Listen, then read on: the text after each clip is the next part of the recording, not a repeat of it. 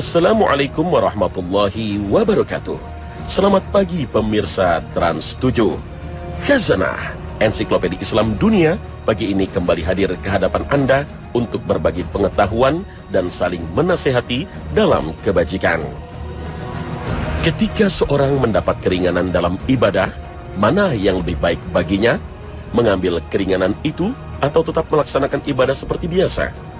Seperti apa keringanan yang diberikan Allah Subhanahu wa Ta'ala kepada kita? Lalu manakah yang lebih baik antara mengambil keringanan itu atau mengabaikannya? Salat adalah bentuk pertama dan utama ketundukan jasmani dan rohani seorang hamba kepada Allah Subhanahu wa Ta'ala. Oleh karena itu, ia disebut tiang agama. Tak ada bangunan tanpa tiang dan tak ada agama tanpa salat. Jika sholat wajib yang hanya 5 kali dalam 24 jam saja tidak mampu dilakukan, maka besar kemungkinan perintah agama yang lain akan terabaikan. Akibatnya, agama akan roboh laksana bangunan tanpa tiang. Maka sangat relevan jika dalam hadisnya Rasulullah SAW dengan tegas mengingatkan umatnya bahwa sholat akan menjadi batas antara iman dan kufur. Bukan sekedar kewajiban, solat juga menjadi pengampun dosa dan penyuci diri. Selain itu, solat juga sebagai obat dan solusi dari segala permasalahan. Bahkan lebih dari itu, solat merupakan tempat beristirahat dari segala kepenatan dan keriuhan dunia. Solat akan menjadi pengisi energi bagi seorang muslim. Solat menjadi satu-satunya ibadah khusus yang tak bisa ditinggalkan dalam keadaan apapun. Oleh sebab itu, sebagai bentuk kasih sayang Allah kepada hambanya, Allah berikan banyak keringanan dalam pelaksanaannya, sehingga tak ada alasan lagi bagi siapapun yang melalaikannya. Keringanan pertama berasal dari rukun sholat, yaitu berdiri tegak. Berdiri menjadi salah satu gerakan yang banyak dilakukan di dalam sholat. Bahkan tidak sah sholat yang dilakukan tidak dalam kondisi berdiri tegak. Akan tetapi rukun yang satu ini tidak selamanya dilaksanakan harus seperti itu. Bagi mereka yang tidak mampu berdiri karena sakit atau kondisi lainnya yang menyebabkan tidak bisa berdiri tegak, maka diperbolehkan sholat dengan duduk. Jika tidak sanggup, boleh berbaring. Diutamakan di atas perut bagian kanan dengan badan menghadap kiblat. Jika tidak sanggup, boleh telentang dengan kepala sedikit agak ditinggikan, sehingga tetap bisa menghadap kiblat. Jika tetap masih tidak mampu, maka seluruh gerakan dan bacaan sholat boleh diwakili oleh isyarat mata atau dengan pikiran. Semua keringanan itu merupakan kesimpulan para ulama dari sabda Rasulullah Sallallahu Alaihi Wasallam. Sholatlah berdiri, jika tidak sanggup duduk, jika tidak sanggup maka berbaring, jika tidak sanggup maka telentang. Dan Allah tidak membebankan seseorang kecuali sesuai kemampuannya. Hadits riwayat Nasa'i. Keringanan dalam sholat juga dalam bentuk pengurangan jumlah rokaat atau qashar. Yang 4 rokaat boleh diringkas menjadi 2 rokaat. Tentu saja keringanan ini berlaku dengan syarat dan ketentuannya. Keringanan meringkas sholat atau sholat qashar baru boleh dilakukan jika seseorang berada dalam perjalanan jauh atau yang disebut juga dengan musafir.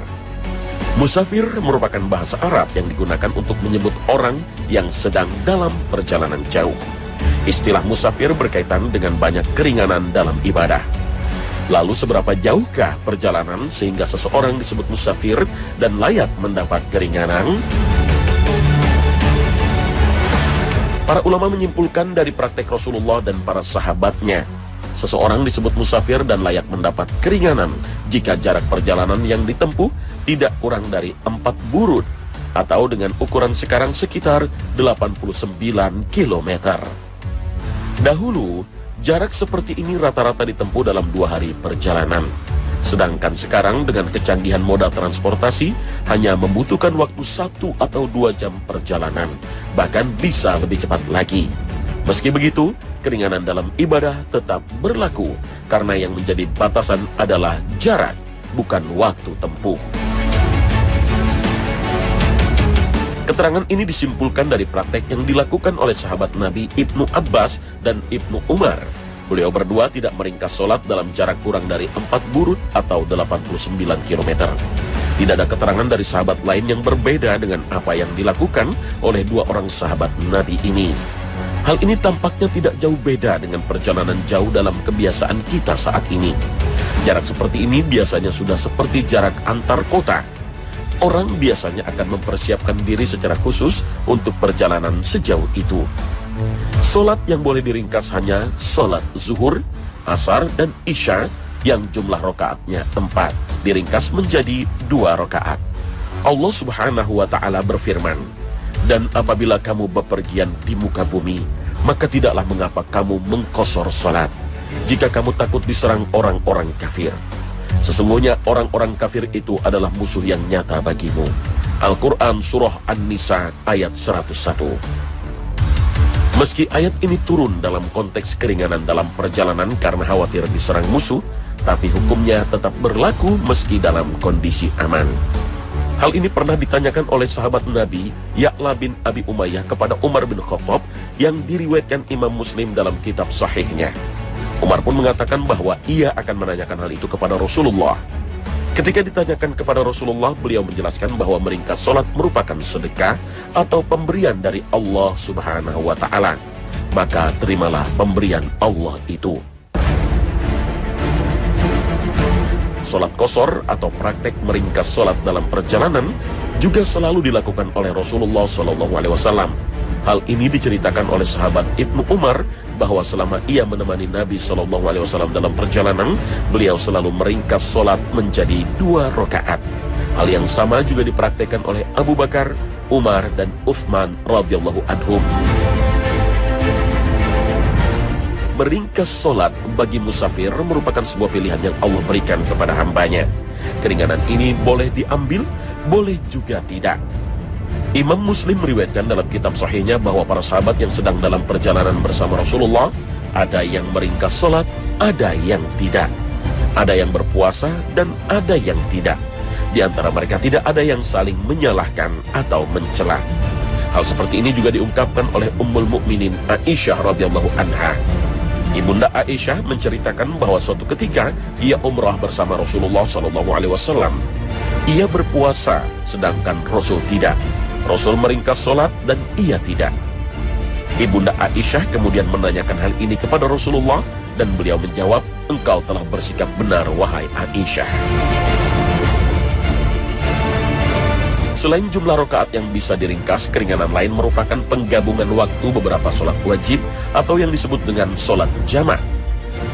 Menjamak sholat artinya menggabungkan pelaksanaan 2 sholat dalam satu waktu. Sholat yang bisa digabung yaitu zuhur dengan asar dan maghrib dengan isya. Ini bisa dikerjakan di waktu awal, seperti zuhur dan asar dikerjakan di waktu zuhur atau di waktu akhir. Zuhur dan asar dikerjakan di waktu asar. Dalam perjalanan, pelaksanaan jamak atau menggabungkan waktu sholat biasanya digabung dengan qashar atau meringkas. Alhasil seorang musafir bisa melaksanakan sholat zuhur dan asar menjadi 4 rakaat yang dipisahkan oleh salam. Zuhur 2 rakaat kemudian salam, dan dilanjutkan asar 2 rakaat dan ditutup salam. Berbeda dengan qashar, jamak atau menggabungkan sholat tidak hanya berlaku bagi musafir. Keringanan menjamak atau menggabungkan sholat dapat juga dilakukan ketika sakit, hujan deras, atau kesulitan lainnya, seperti ditunjukkan oleh hadis Rasulullah SAW berikut. Suatu ketika pernah Rasulullah SAW menggabungkan sholat zuhur dengan asar, maghrib dengan isya tanpa ada hujan atau kekhawatiran. Kemudian hal itu ditanyakan kepada Ibnu Abbas. Ibnu Abbas menjawab, Rasulullah tidak ingin memberatkan umatnya. Hadis riwayat Muslim. Jadi keringanan sholat jamak tidak harus selalu dengan qashar atau meringkas.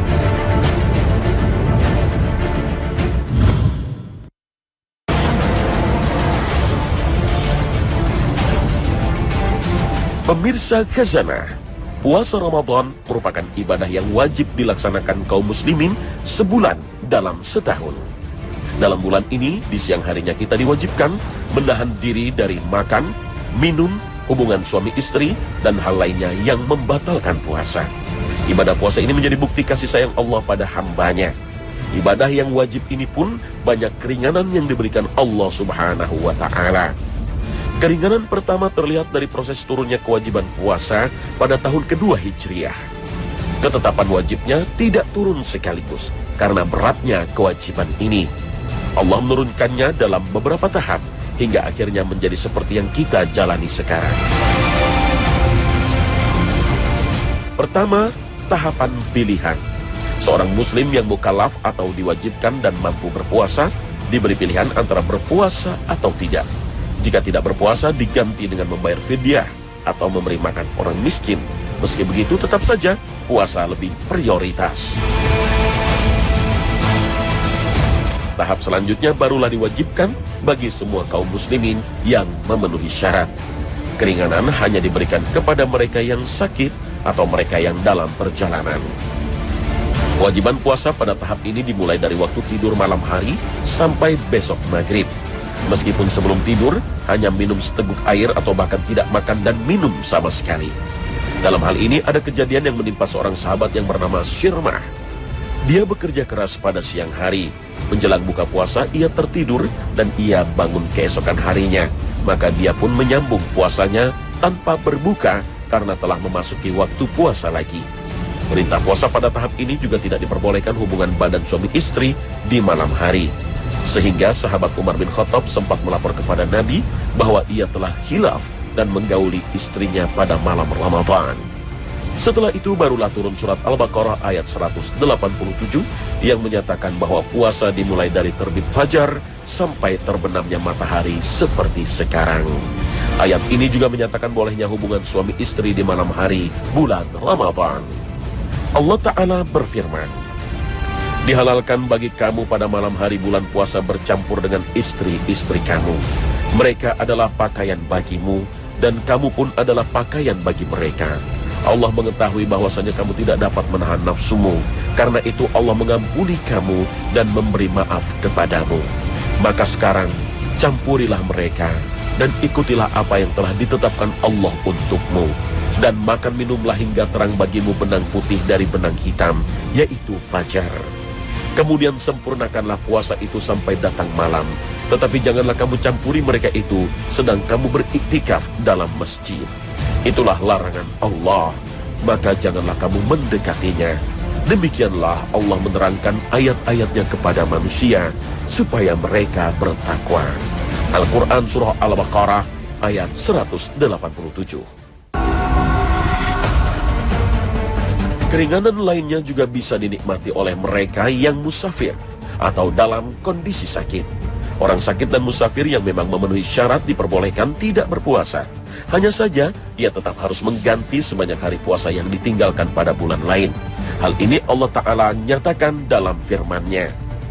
Dan siapa yang dalam keadaan sakit atau dalam perjalanan, maka menggantinya di hari lain. Al-Quran Surah Al-Baqarah ayat 185. Sakit yang dimaksud tentunya bukan sakit ringan yang tidak memberatkan jika berpuasa, seperti sakit kepala ringan, flu, atau sakit kulit ringan seperti gatal jamur dan sejenisnya. Penyakit yang memperoleh keringanan untuk tidak berpuasa adalah penyakit yang jika terus berpuasa, maka bisa memperburuk kesehatan. Bahkan dalam kondisi ini tidak puasa justru lebih baik. Bahkan jika mengancam keselamatan jiwa, maka hukum puasa bisa menjadi haram. Sedangkan bagi musafir, meskipun perjalanan saat ini tidak seperti masa lalu yang harus berjalan kaki, menunggang kuda, atau unta di bawah terik panas matahari, hukum keringanan tetap berlaku. Moda transportasi yang semakin canggih dan nyaman tidak menggugurkan keringanan yang Allah berikan dalam berpuasa. Kemudian manakah yang lebih baik? Tetap berpuasa atau tidak ketika sedang musafir? Mayoritas ulama berpandangan bahwa puasa lebih baik bagi yang tidak mengalami kelelahan dan kesulitan berarti, terutama dengan kenyamanan alat transportasi saat ini. Apalagi jika dia khawatir akan kesulitan menggantinya di hari lain di saat orang-orang tidak berpuasa. Untuk kasus seperti ini, berlaku firman Allah Ta'ala. Barang siapa yang dengan kerelaan hati mengerjakan kebajikan, maka itulah yang lebih baik baginya. Dan berpuasa lebih baik bagimu jika kamu mengetahui. Al-Quran Surah Al-Baqarah ayat 184. Tetapi bagi yang mengalami kelelahan yang membuat puasa terasa sangat memberatkan, maka dalam situasi ini tidak puasa lebih baik. Bahkan jika kelelahan dan kesulitan itu bisa membahayakan nyawa yang berpuasa, maka puasa bisa menjadi haram. Dalam kasus ini berlaku sabda Rasulullah SAW ketika dalam sebuah perjalanan melihat kerumunan orang menyaksikan ada seseorang yang dipayungi dan tampak sangat kepayahan, dan beliau mengatakan, bukanlah sebuah hal yang baik berpuasa ketika dalam perjalanan. Hadis riwayat Bukhari dan Muslim.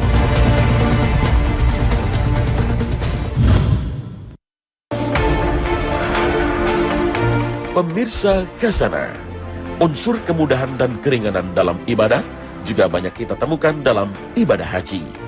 Perintah pelaksanaan haji secara jelas mensyaratkan adanya kemampuan, sebagaimana firman Allah dalam surat Ali Imran ayat 97. Padanya terdapat tanda-tanda yang nyata, di antaranya makam Ibrahim.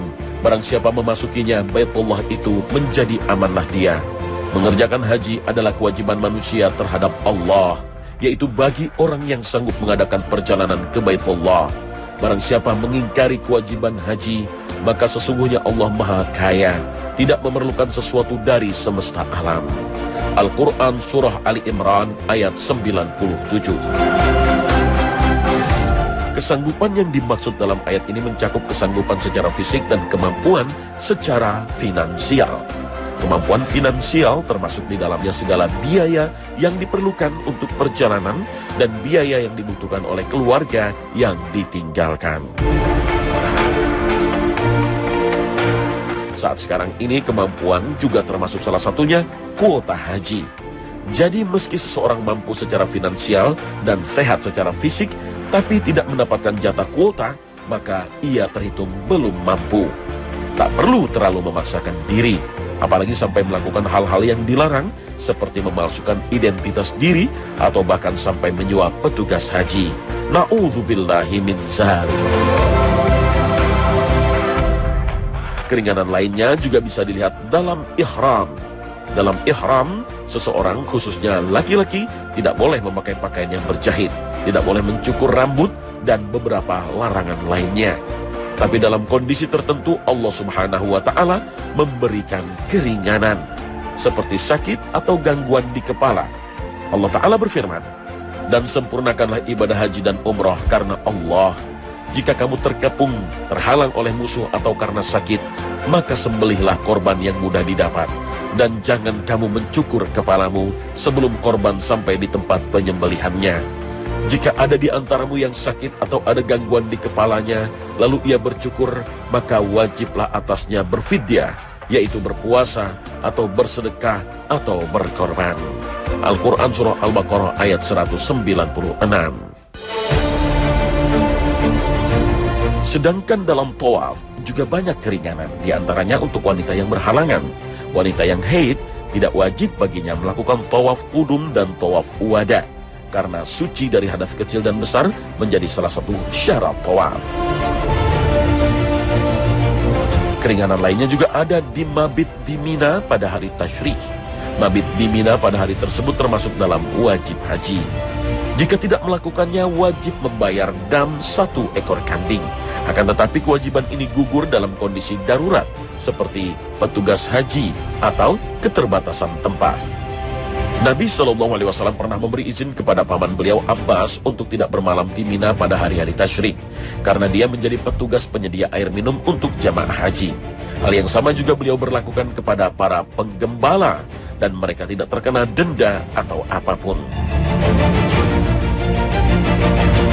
Jamaah haji yang terus bertambah dari tahun ke tahun dan tempat yang terbatas menimbulkan permasalahan baru, yaitu kurang kapasitas tempat mabit, sehingga wilayah mabit diperluas sampai keluar area Mina. Perkemahan yang ditempatkan di luar Mina itu beberapa tahun terakhir ini digunakan untuk mabit para jamaah haji, termasuk jamaah dari Indonesia. Dengan kata lain, ratusan tenda tersebut berdiri di kawasan luar Mina dan masuk kawasan Musdalifah. Mayoritas ulama kontemporer menyatakan bahwa perkemahan yang saat ini berada di luar Mina sah dipakai sebagai tempat mabit. Kondisi seperti ini telah memenuhi syarat untuk disebut sebagai kondisi darurat, karena tempat yang tersedia sudah tidak memungkinkan dipakai oleh jamaah. Dan dalam syariat ada beberapa kaidah yang berlaku dalam kondisi darurat, seperti jika suatu keadaan menyempit dan menyulitkan, maka dimungkinkan diperluas atau dipermudah.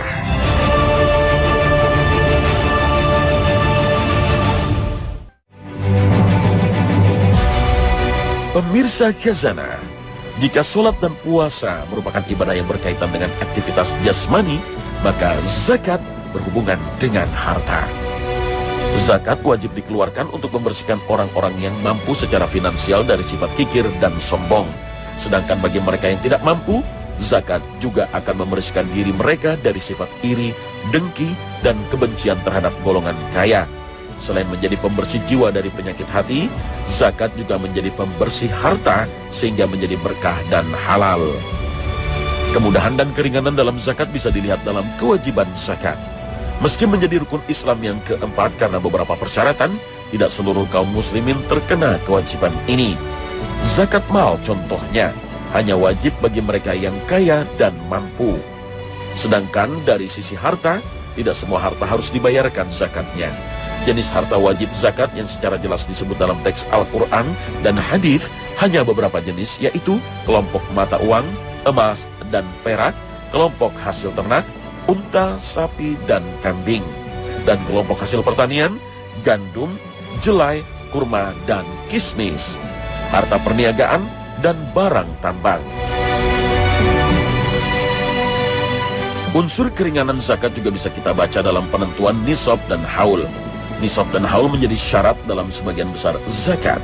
Sehingga meski seseorang memiliki jenis-jenis harta yang tadi disebut, tapi tidak memenuhi nisab atau haul, maka tetap belum dikenai kewajiban membayar zakat. Nisab maksudnya ukuran atau batas terendah kepemilikan harta yang telah ditetapkan oleh agama untuk menjadi pedoman menentukan kewajiban mengeluarkan zakat. Sedangkan haul berarti 1 tahun atau kepemilikan harta tersebut berlangsung sampai 1 tahun. Untuk emas, nisabnya 20 dinar atau 85 gram emas, dan perak 200 dirham atau senilai 595 gram perak.